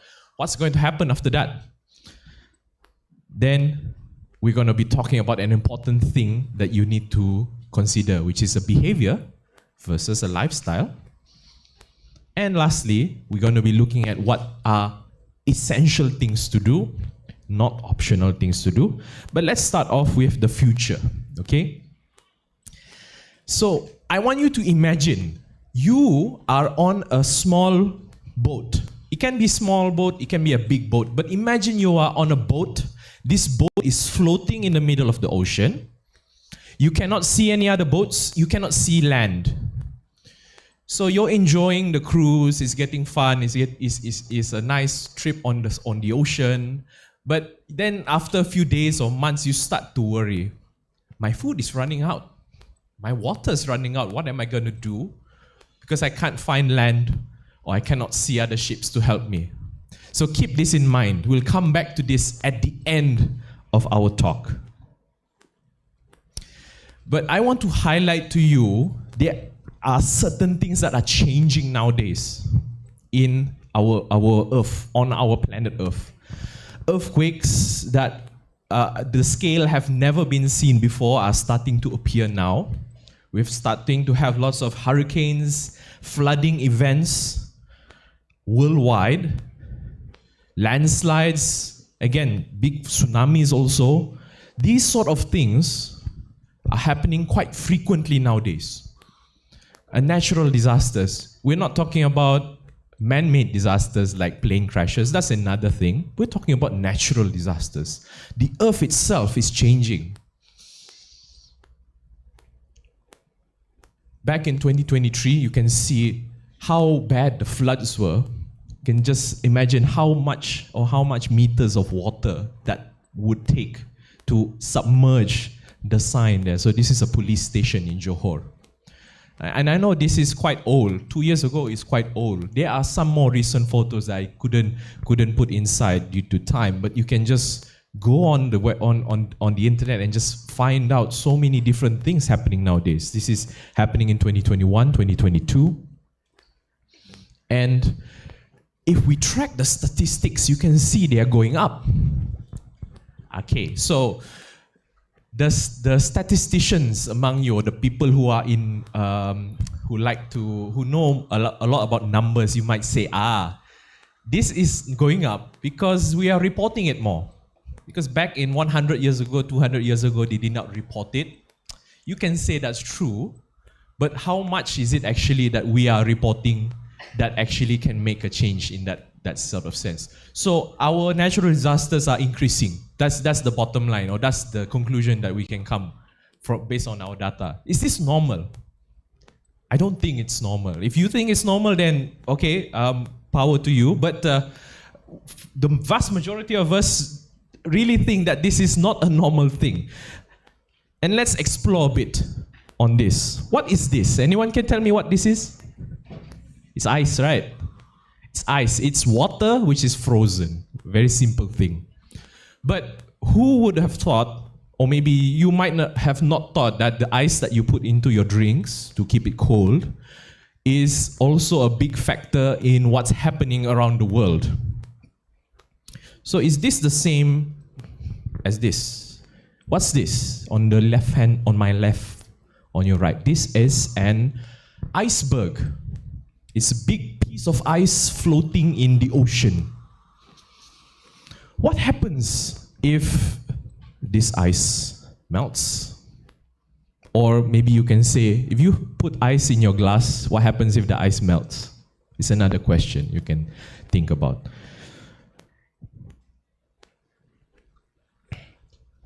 So if icebergs melt, what happens to the ocean level? Does it go up, go down, or stay the same? Who says it goes up? Raise your hand. Okay. Who says it stays the same? Raise your hand. Goes down? No. Anyone here from, or anyone here from a science background? Can I see? Faculty of Science, maybe engineering, no? Okay, some. You can say actually what happens when we come back to the previous slide, which is this one. What happens when the ice in the glass melts? If you have a glass of water, the ice melts, what happens? Is it stay the same, or does the water increase and overflow? It stays the same, right? So then people will say, hey, you know, in the ocean, the icebergs melt. It's going to be staying the same, right? Because if the water in the glass melts, if the ice in the glass melts, it stays the same. This is where a little bit of scientific knowledge comes in handy, because even though you have a glass of water with ice and the ice melts, the water doesn't suddenly overflow. It stays the same, more or less. But the difference between the water in the glass and water in the ocean is, water in the ocean is salt water. It's salty. So what happens when ice melts? Ice is made of fresh water, and you mix the two. The salinity of the ocean decreases, meaning it becomes less salty. Meaning what? The density decreases.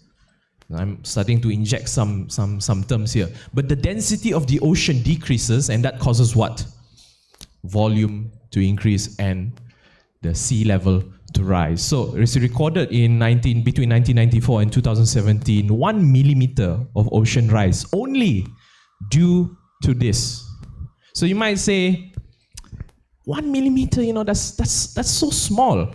What can it do? It's just like 1 millimeter. You cannot even imagine it. Look at the time frame. It's from 1994 to 2017. How many years is this? This is less than 30 years, right? 1 millimeter change in 30 years is a lot. Our world has been around, this planet on the oceans have been around for hundreds, thousands, millennia, and 30 years we have caused 1 millimeter change in sea level rise. This is very concerning. And this is only from this iceberg melting, not from other stuff, you know. So we come to this salinity versus density in the ocean. Basically what I'm trying to tell you guys is, when ice melts in the ocean, water goes up. There's another thing that makes this more apparent, which is when you look at the ice poles. This is a satellite image. On my right, which is on your left, you can see this image is from 1990. And you look now, September of 2020. Visibly, we can see the icebergs, or the ice itself is reducing. There is a definite change. That means what? Temperatures are going up. When temperatures go up, stuff changes a lot.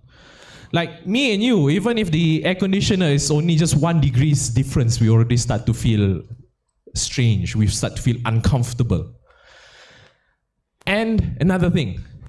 Now, this is ice, but it's not on water. It's on land. So this is the bigger problem, because remember, if it's on land, once the water or the ice melts, this is extra water being put into the ocean and causes the sea level to rise even more. So when they melt, they add more water to the sea. So everyone, I want you to take out your phones, scan this QR code. There's a very interesting website that I want you all to try and explore. And this website is going to take you to a sort of NASA website where you can actually see the rise in sea level. So open up this one, and I hope they haven't updated the website, so I'll open up with you guys, because sometimes they update the website and the layout changes a bit. Okay, so I want you to go to sea level. So at the top here, you can just scroll to the right until you find sea level there, which is, oh, it's the same thing. And then you scroll down, and where's the map? See, I told you they keep on changing the layout of this. There's supposed to be a map there. Oh dear. I wanted to show you when we open up the map, you can see actually like how it is the picture here. You can see this map, and then you can try to see when 1 millimeter, 5 millimeters change in sea level. Hopefully I can find it here. There should be a map there, satellite data. It only shows a graph, a source data there. Okay, never mind. We will come back to this. If I click download data, what does it say? It just downloads the data anyway. Okay, never mind for that one. We'll try to look for that one later on. But this is a very interesting website for you guys also in the future if you're doing assignments or anything related to sustainability. Where do you get the data? The best way would be straight away from sources like this. Google, make sure if you're Googling it, make sure you find a good citation. Don't just take it from any article. Okay, so you should be able to find a map like this one, and you can move the slider. The slider shows you the how much increase in sea level, and it's going to turn red. The parts which are going to be underwater will be red color. We'll come back to that later on. Hopefully I can find the link. It should be this one, but they keep on updating it every year. I keep on having this problem every year. Okay, business as usual. So we've seen all the problems.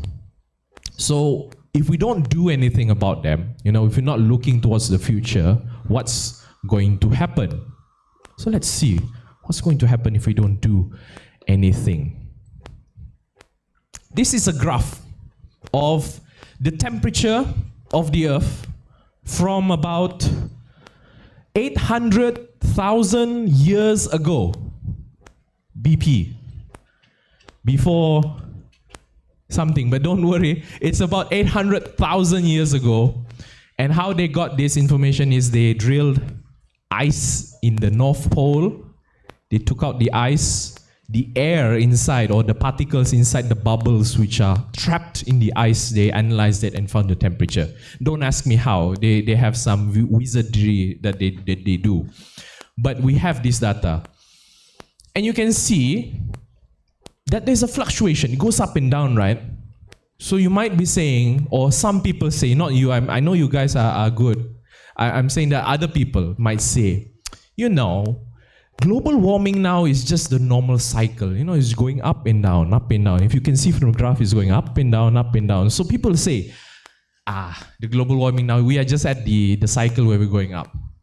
Okay, that's one argument. So how can we refute this argument? So let's show some evidence of this. These are the same people who say that because there's no sun, then there's no global warming, or because I live somewhere where it's snowing, there's no global warming. Let's prove them wrong. or let's see how we can prove them wrong. So we zoom in on a small part of that graph just now. We zoom in on a small part here, which is, if you can't really see, it's about 10,000 years BC now, 10,000 years. So we're going up, and then in the middle it's plateauing, becoming flat.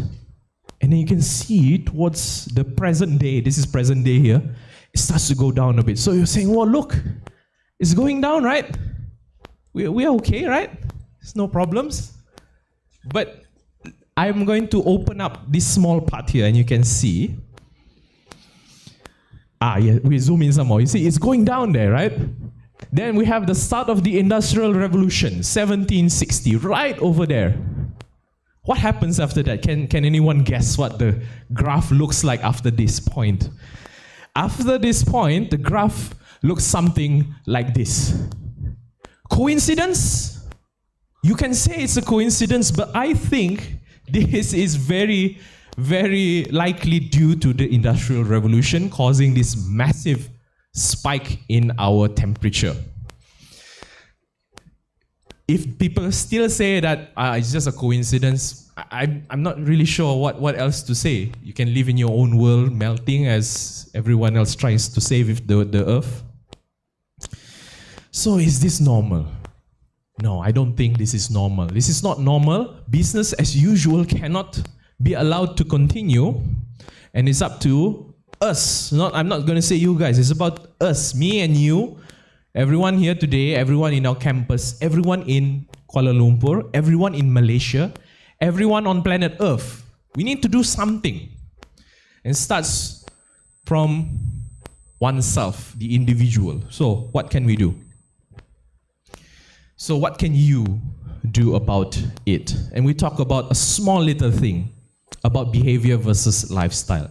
Anyone can tell me what's the difference between a behavior and a lifestyle? There are two different things. It sounds the same, but what is the difference? Can anyone tell me? What is an example of a behavior? Can someone tell me? Any examples? What's an example of a lifestyle? So, since it's the last session, I know everyone's glucose is dropping, so we'll speed things along. But behavior and lifestyle are very different. Let me give you an example, or give you the explanations here. A behavior is like eating a salad. You go to a nice restaurant and you feel like, I want to lose weight, I'm going to eat a salad. Lifestyle is making sure that all of your meals are balanced nutritionally, you're cutting down on portions, you're not eating a lot. Can you see the difference? A behavior is a one-off thing or a discrete behavior, the things that you do. But lifestyle is like the whole thing together, a very holistic thing. So I want you to focus on not changing your behavior. I want you to focus on changing your lifestyle. It's not a behavior change, it's a lifestyle change. Why? It's because if you just focus on behavior, we're not even talking about sustainability, I'm talking about dieting here. If you just focus on eating salads all the time, there's going to be a point where you really want to eat the cheeseburger. So you're really going to suddenly one day, I cannot tahan anymore. I really want to buy that cheeseburger, and you're going to eat it, and you're going to overeat. So there's going to be times when it's unsustainable for you to manage this behavior or to make sure this behavior is consistent. So that's where lifestyle comes into play. You need to adopt a new lifestyle, a healthy lifestyle, not just changing your behavior suddenly. Oh, I want to become super ultra sustainable today, starting from today. It's a bit difficult to keep up. Not just about sustainability, but about dieting, about exercise, about doing your assignments and work. You need to make sure that you yourself are sustainable before you can make sure that other stuff is sustainable. Okay, guys? So, what I'm trying to get to is, I'm not going to be the one to tell you to like, okay, make sure you turn off your lights, or make sure you turn off the air conditioner. That is going to come from you. You need to make sure that you are the ones that are going to be having this lifestyle. So I'm not going to tell you guys to like, make sure you turn off the lights. That's going to come from you. You need to realize this. I'm the last one in the room. I really need to turn off the lights. Not because someone told me, but it's because it's the right thing to do. And I'm not going to tell you to like turn off the air conditioner or to make sure it's not too cold, because that's going to come from you also as well. And I'm not going to tell you to reduce your plastic use, because again, it's going to come from you. The manufacturers make a lot of plastic because we keep on using them. So maybe if we cut down a bit on the plastics, the manufacturers will say, hey, you know, there's a lot of unused containers, no one's buying them, why do we keep making so much of them? Things like this, small changes. This is a very powerful photograph, one of 3 that I'm going to show today. It's from an article talking about the most influential photos related to climate change. This is in Tasmania, Australia. This family is hiding from the bushfires or the wildfires that are occurring near their home, and they're trying to run away and find protection from the fire.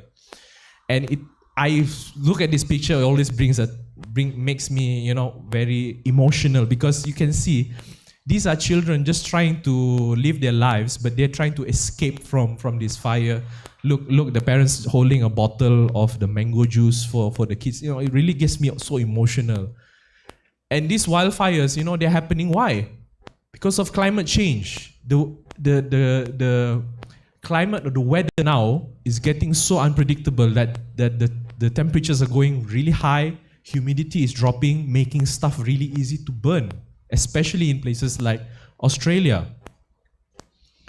Another picture here. This is in Pakistan. Family just trying to survive from floods. This is not like every day in East Malaysia, people going to school. This is like an unplanned event, flooding. Again, just trying to survive. You and I, sitting very comfortably in this air-conditioned building, you know, I feel very guilty that they are going through this while we are sitting here relaxing. And one more is giraffes dying because they are dehydrated. They could not find water. Not just one giraffe, a whole pack. So, you know, you look at images like this, you know, it moves you. It moves me personally. This is why I share to you guys. Hopefully maybe you can find something from this and, you know, ignite something in yourself to say that maybe you can also do something about this one, even though you might think it's a small thing. But every little bit matters when it comes to the human race. Who speaks Japanese? Who knows what this means? Do you know what this means? Anyone can read this?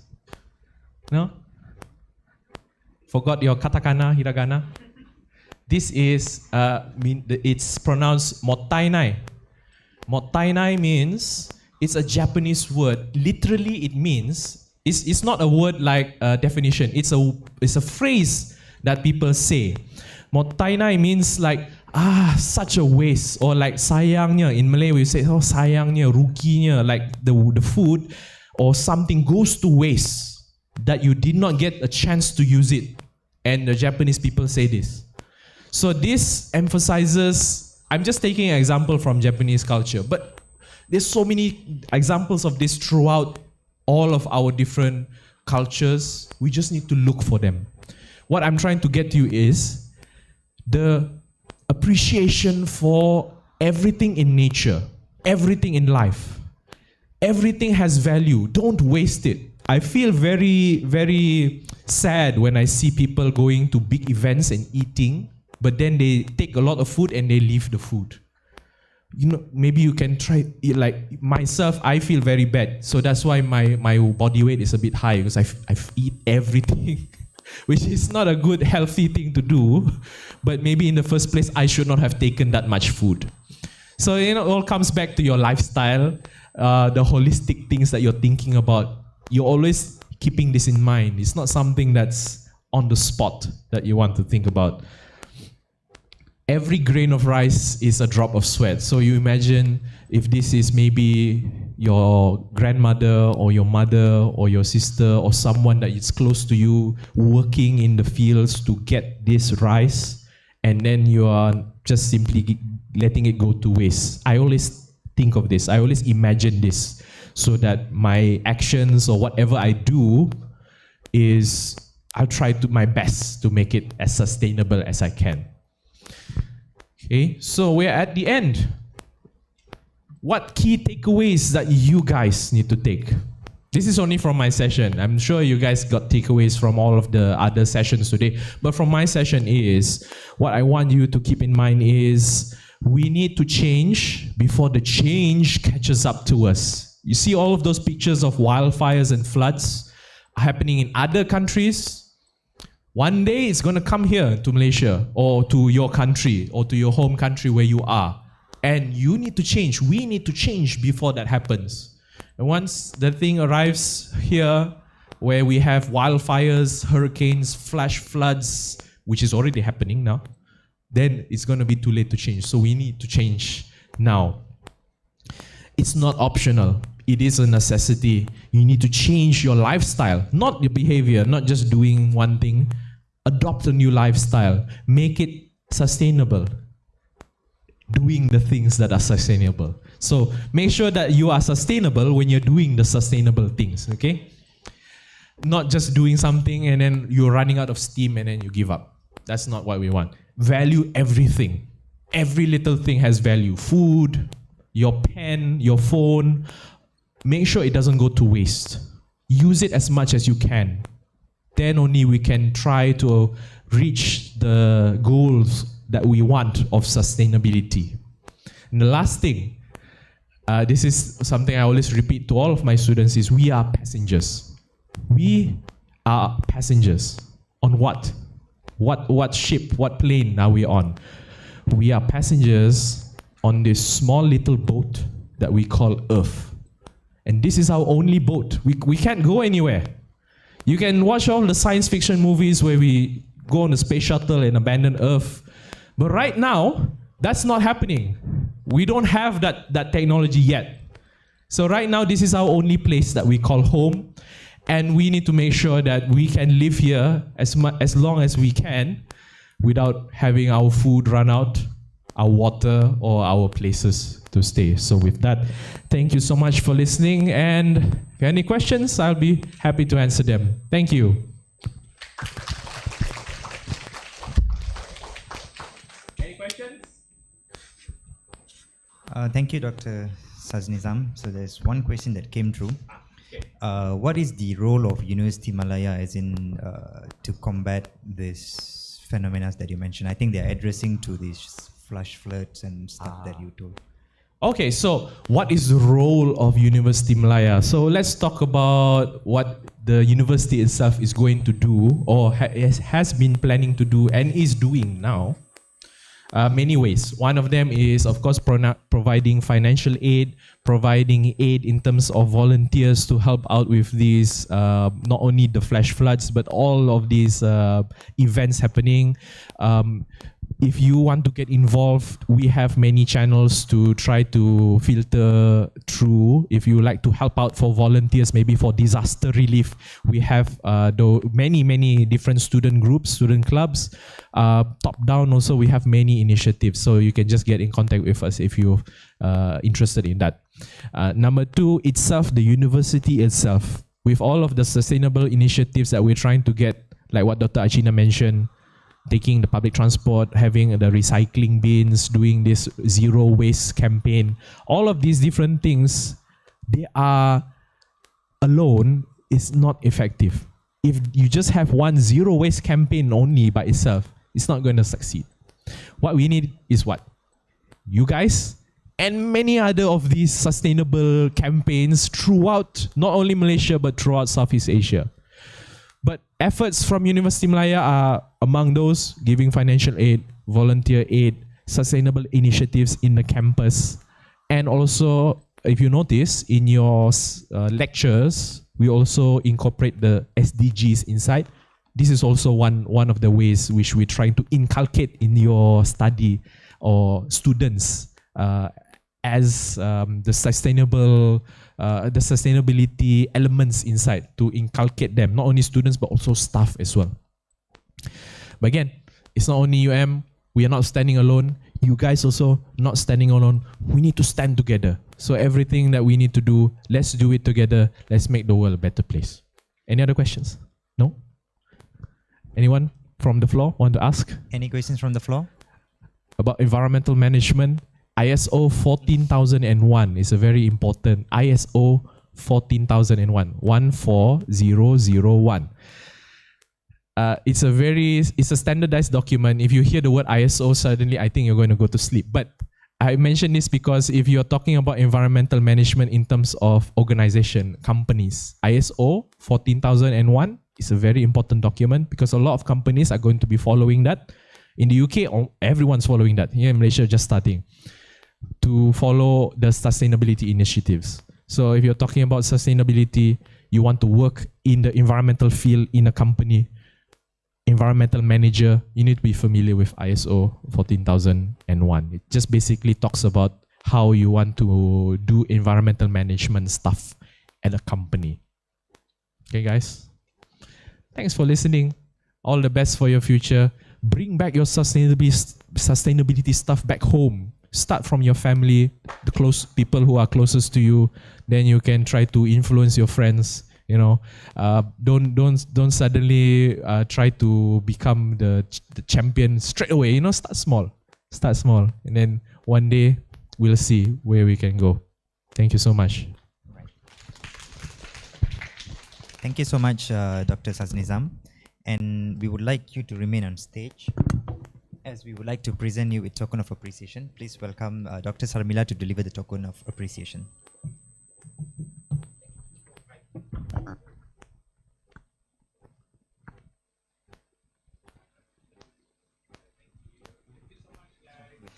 I'll let them know that it's tea. Okay. All right. Okay.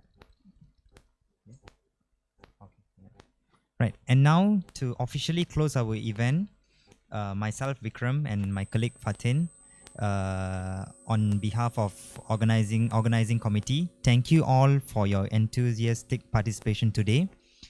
We do have tea outside. Feel free to grab that with some kueh for the evening.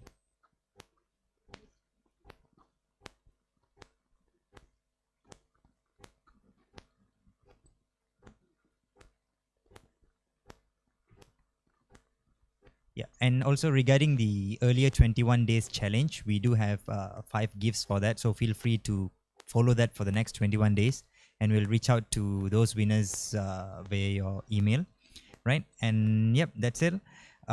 We hope you live inspired and empowered to take action in our own lives and communities. Take back whatever our esteemed speaker told today regarding sustainability, ESG, and stuffs. We hope together we can create a greener and more sustainable future. Thank you so much, everyone, for your participation today.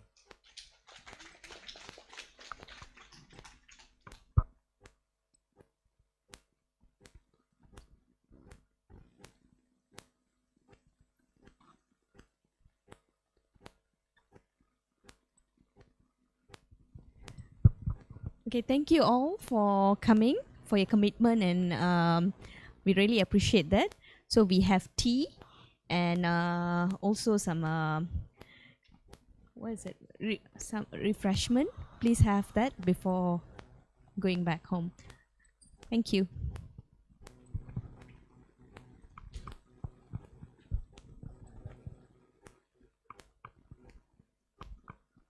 You all don't want to go back home,